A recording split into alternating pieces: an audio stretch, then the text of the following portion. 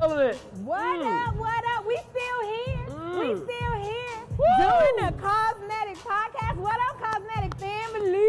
Hey, welcome to the CAUSENETIC podcast live at 2023 YMCA General Assembly here in Hotlanta. Hotland. Oh, you added that one in for effect, huh? No, the ATL is always hot, baby. Okay. Always hot. Okay, powered by the YMCA Metropolitan Dallas, where it is also hot. Yeah, CAUSENETIC Absolutely means being a person or thing that gives rise to a phenomenon that is dynamic or energizing. We are tackling topics, and we're going to show enough tell the truth. And I'm Keith Son. And I'm Rodrigo Ross. And today what we're doing here, Rod. Whew. Okay. I had to breathe through this thing because the good bruh is joining us on the stage. The good bruh. The man that's been dropping knowledge on me for years and years and years. Yes, sir. You know, he's given me a couple things. He said I could use it. You know, the first three times. You know, I have to say his name, but then after that I can own it, and I've been owning it ever since. They be like, "Boy, you so smart." I said, "Yeah, you know." He not. On the back, so thanks, Mike. Appreciate you, bro. Appreciate you. That. So we got our topic today is Black Gives Back. And indeed it does. Featuring none other than Michael DeVaul. Michael DeVaul is a national leader for our boys and young men of color, so we're going to dive deep into that. And we're definitely going to be tackling topics and telling the truth on this one right here. So y'all got to hold on to your seats. I would advise you get your phone out, get your tablet out, go to that note section. If you still use pen and paper, I would take all that out because you're going to get some nuggets dropped on you that you can take back to your community and use right away. Yes. Welcome back. Hey. To the CAUSENETIC podcast. How you doing? Yes, Mr. DeVaul. We got to get you to 5,000 subscribers. Well, let's do 10 because then I want a shoe budget after that. Today. Yes. That's the charge. Let's do it. Spread the news, get them to 10,000. Yes, let's do it. So, since you said it, so just go to any platform that you listen to podcasts Any on, platform and just subscribe and listen to us weekly, and then just give us a 5-star review while you're out there. Thank you. Can I first say thank you to the audience? Thank you to yes, sir. Keith and Rodrigo. Yes, thank you. What an honor it is to be on. I will say to Keith, the first time you're supposed to give credit to the person. The second time you say, somebody said. The third time is yours. Okay. It's yours. You ain't got to wait That's for it. three. Okay. That's it. But you just so dope like that. I had to go 3 times. Said, yeah. But the thing with Keith is, if he say it, they're gonna be like, "Damn, sound like Michael DeVaul said that, didn't he?" Yeah, he can't. You know, why you keep throwing shade? Sound like you. I'm keep sorry. throwing shade. Okay. Let's go. So, Mike, you have the Boys and Young Men of Color strategy. Well, I'm gonna say program. What would you say to that? I would tell you it's not a program. Yeah. Well, how come? Because it has a name to it, and you asking people to get some people together. Yeah, because I would say every wine has enough programs. You don't need another program. Does any wine not have enough programs? Please raise your hand if you don't have enough programs. I would say most wines should be getting rid of programs. Okay. Oh. Right? Okay. You should find out ways, maybe 10-20% of your programs are how effective are they? Right. You're going to need security after this. How do you use your own program to index on a particular target population, called boys of color, to improve the outcomes for those boys? Okay.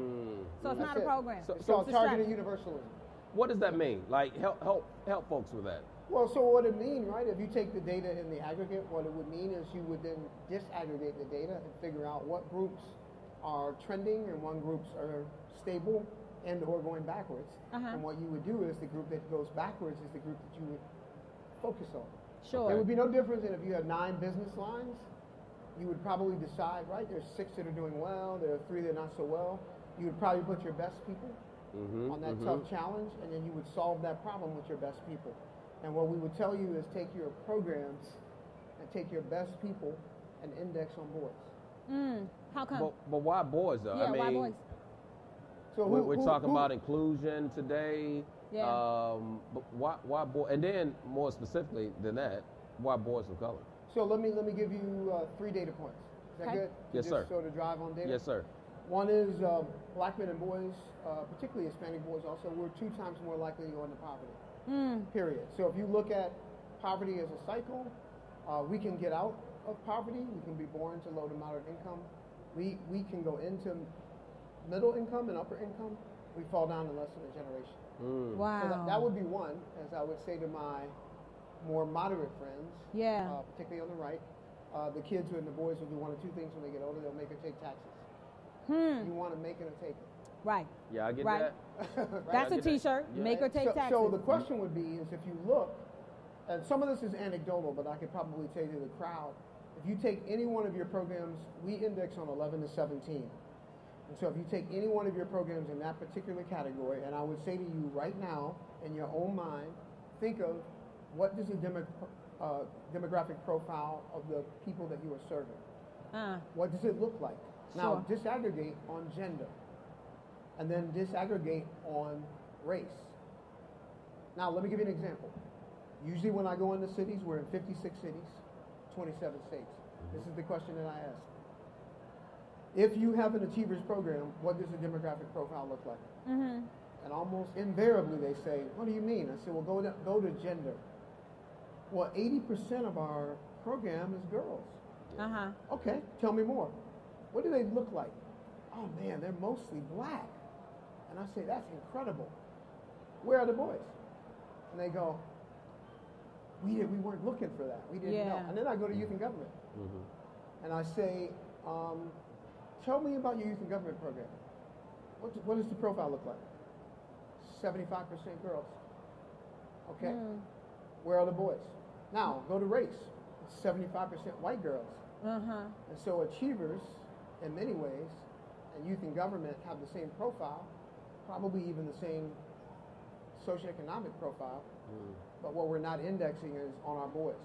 And so the challenge we have is, as an organization who has done this before, since 1853, the question is, can we go back without losing girls?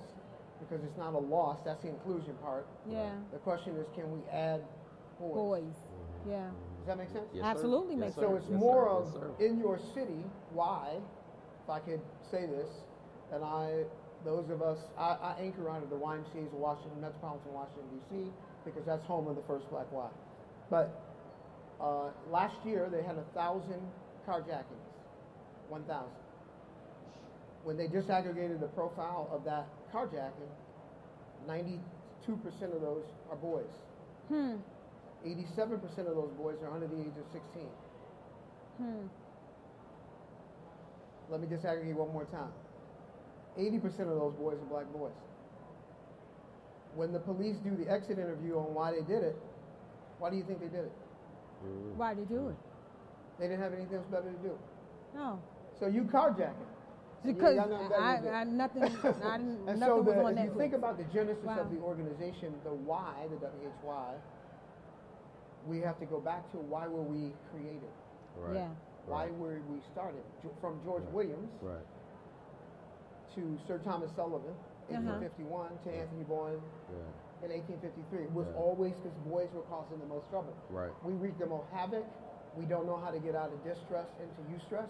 And we need to help boys understand that process and what that looks like. And so, in doing so, I have to give all credit where credit is due. I am a firm believer in giving people their flowers while they are here. You are masterful at weaving the history. These are the flowers.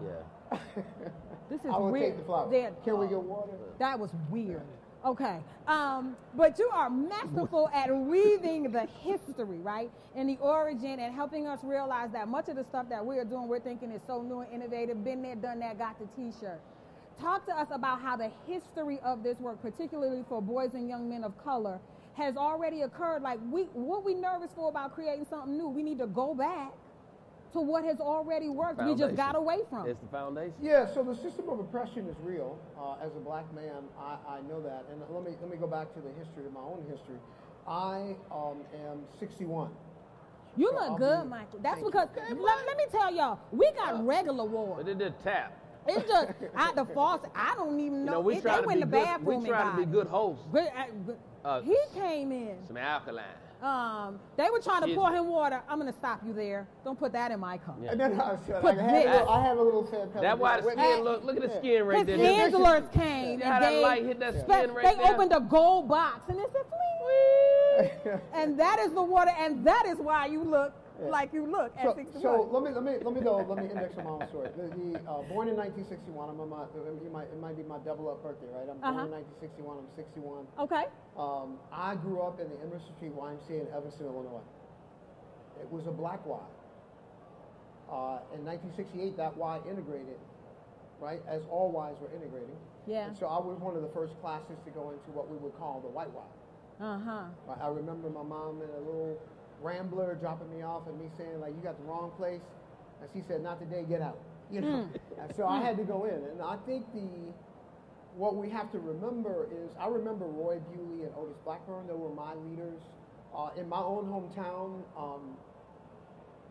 black people, particularly black men, could not go to Northwestern University. We're also home of Northwestern, right? Big Ten school.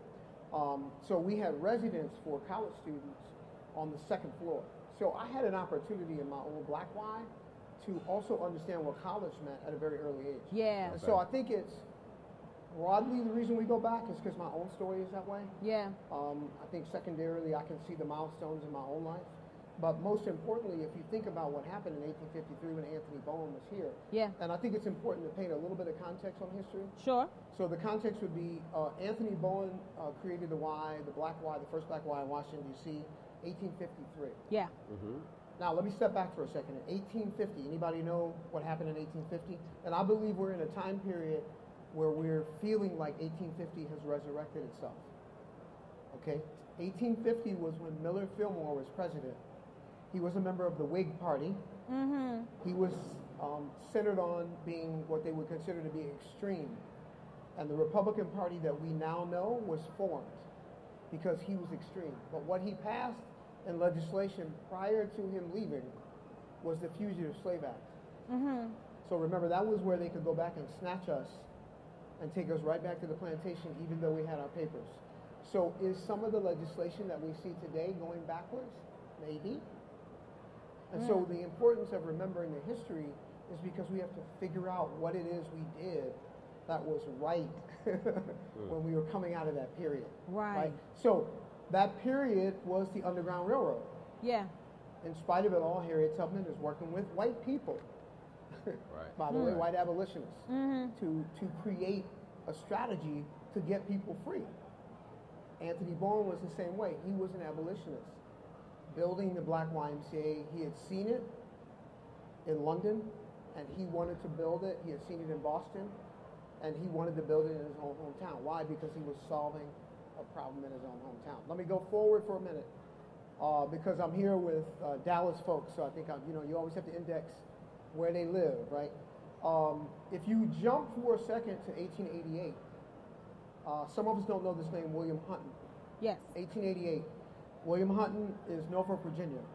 Richard Morris, who was the white general secretary / CEO at the time, brought William Hutton down from Canada to restart, because it was after the Civil War, to restart the Black Y because it was sort of just running on 3 or 4, right? And he re-energized it with William Hutton.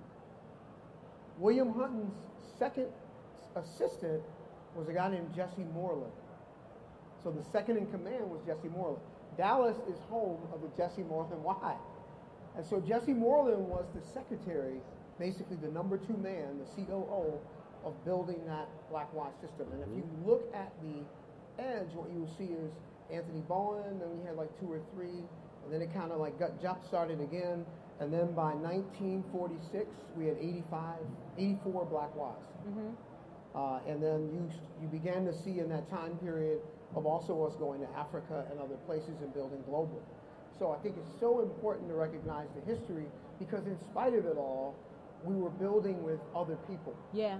We can't forget our Native American brothers because in 1874 it was Thomas Wakeman. Yeah. Right, he built 27 Native American Ys on Native American land. Yeah. And so it wasn't as if we weren't doing it.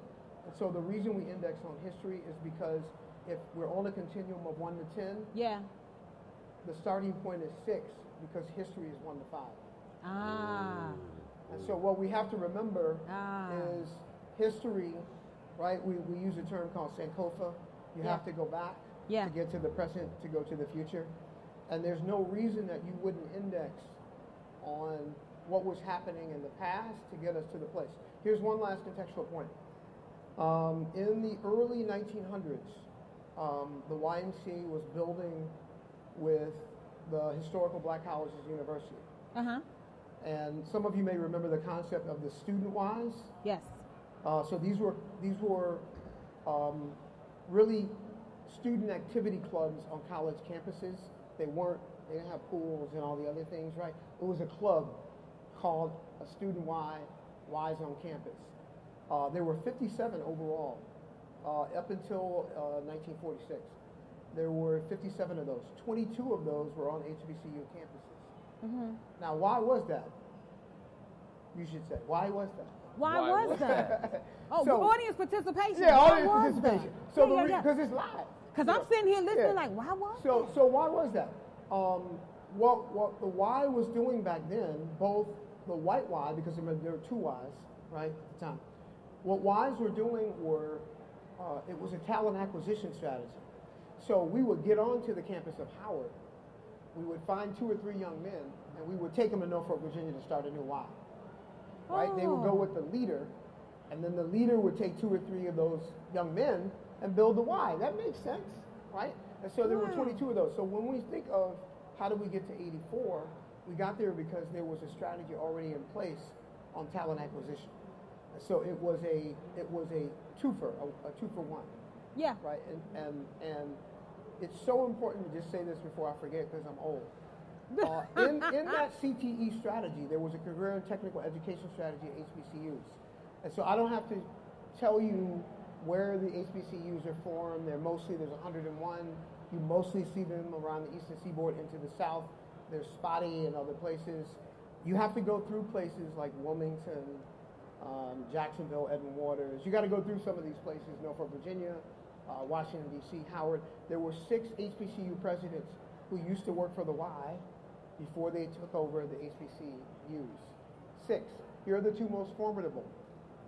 Mordecai Johnson, the longest standing at Howard, worked for the Y 2.5, 3 years before he went and took over Howard.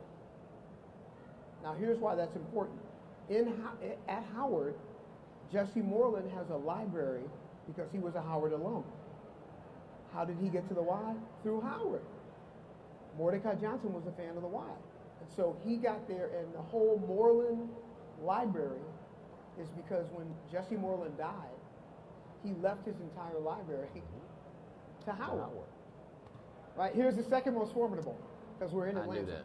The second most formidable is a guy by the name of Benjamin Mays. Benjamin Mays also worked for the Y prior to working for Morehouse. 3 years. Now, they were in the realm, because Tom is here, they were called international secretaries, because back then the colored concept was meant to be international. Yeah. So in the old days, the international would have been more of the LINDAs, right? Yeah. Is the diversity, inclusion, global person. So generally, the Y was seen as a stepping stone to get to higher ground.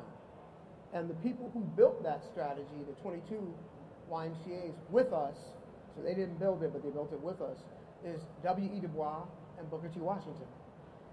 So if you go back into the history, into our archives, we have a national archives, or there's a book called The Light and the Darkness. Yes. And if you go back, it quantifies all this, so you can check me on it, right? You can fact check me.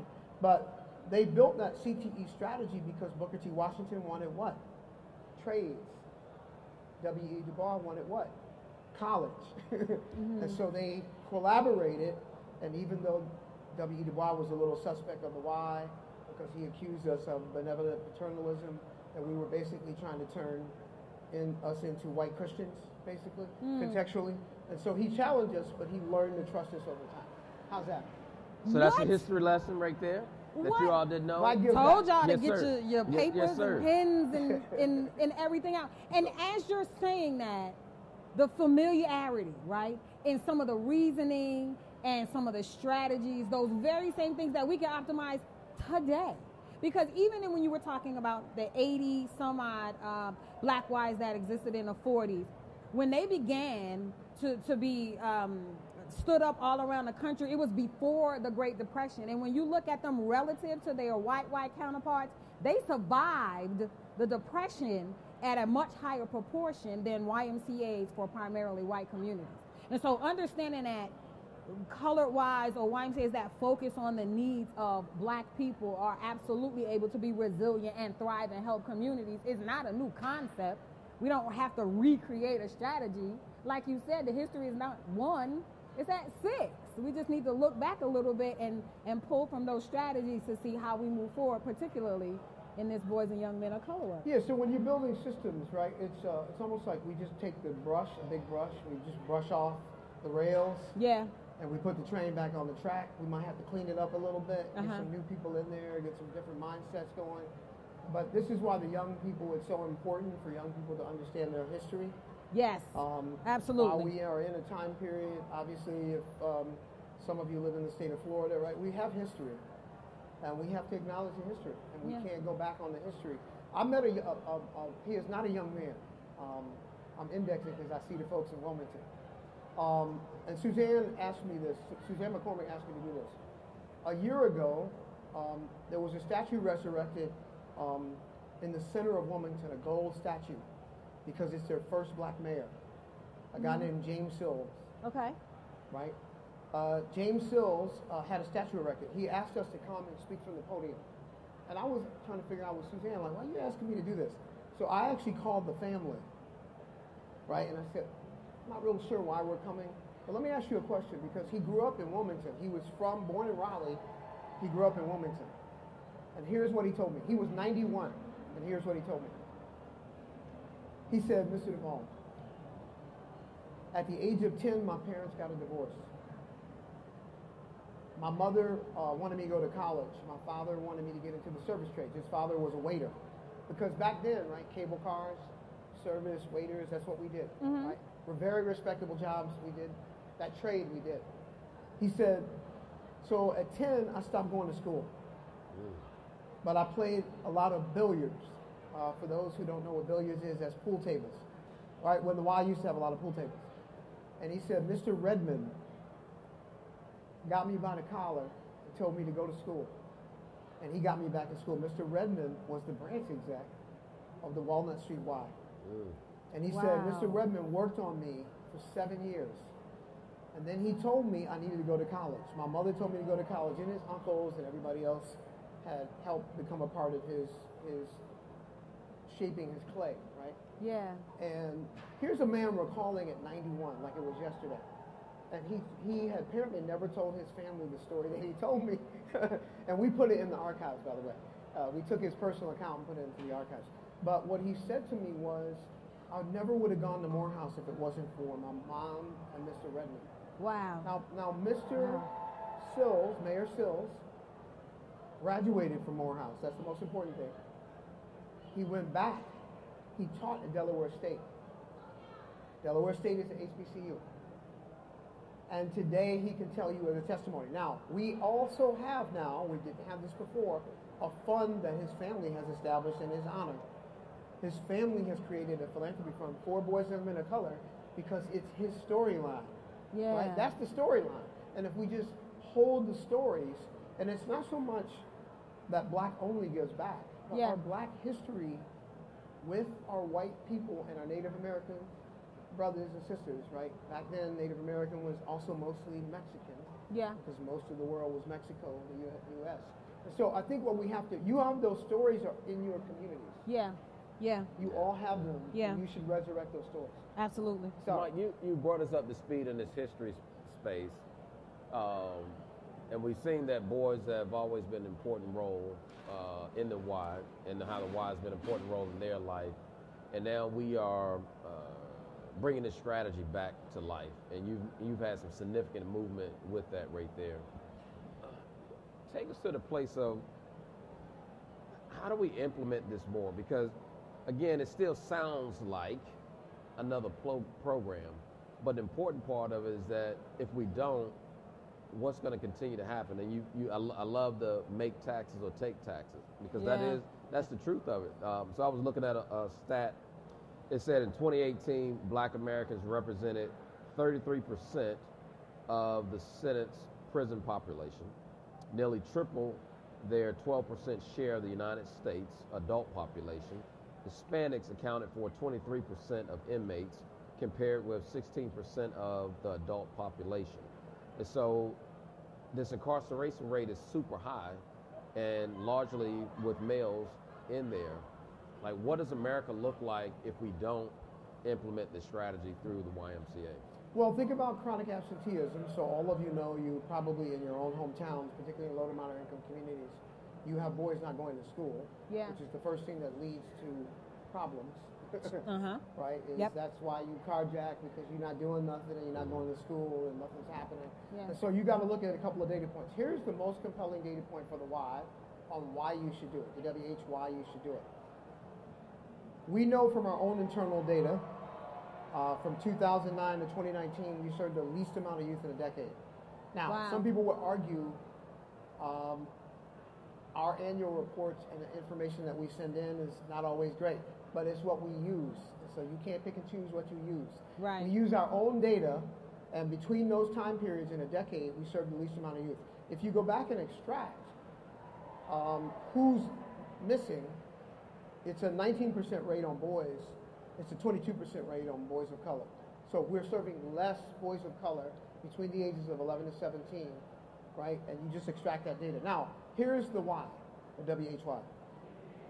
In our own data, the profile of who works for us. So I only can right now, it's gender. We're not real clear on those that are not in the wide gender spectrum. So to my folks who are in the spectrum, we don't count that yet, so I can't speak to it. But 68% of our profile today, we serve women. Our full-time staff is 68% women. Let me go back. In our team programs, probably 65 to 80% girls. Where do we get our people to come in and work for the organization? What did I tell you that the HBCUs did? They went in and indexed the experience, and that's where they got the talent acquisition.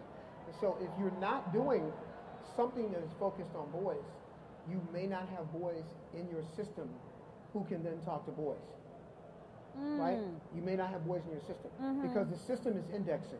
And so you can imagine if you go upline and you go to the data and you follow the points, we can move from 68 to 78% women.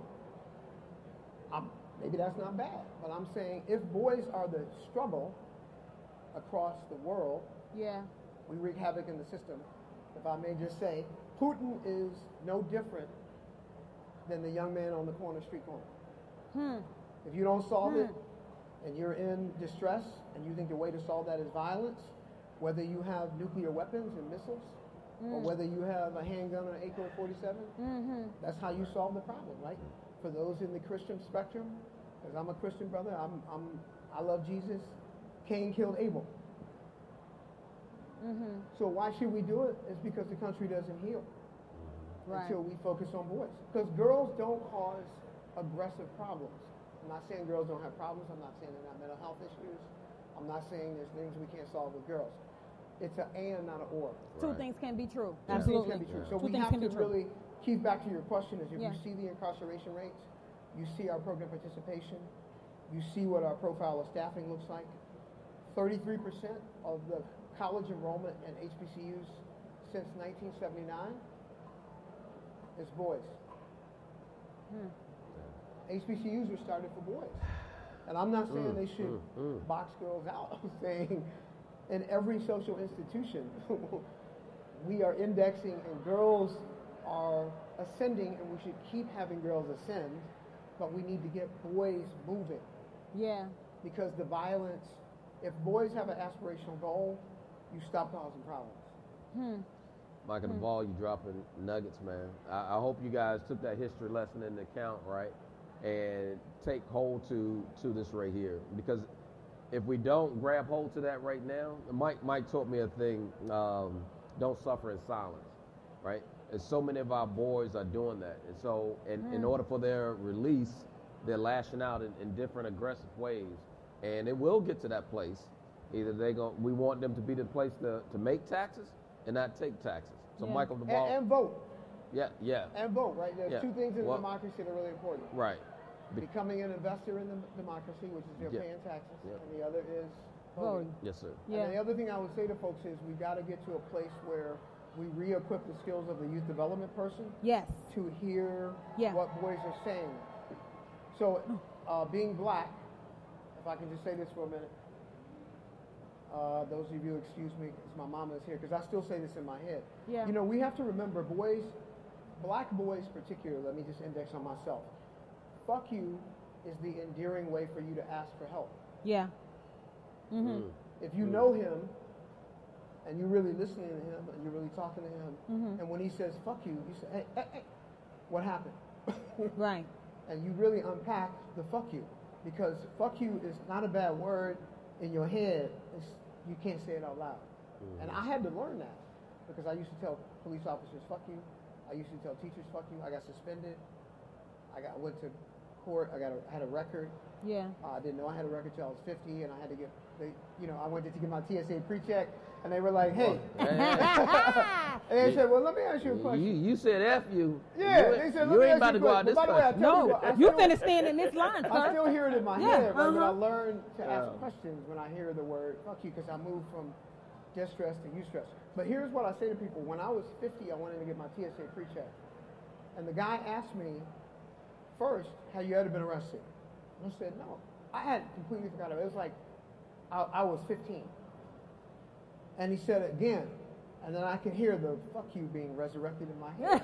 Hey, man, it was down in your spirit. What you talking about, right? Yeah, And he yeah. said, I need you to calm down and just think about it.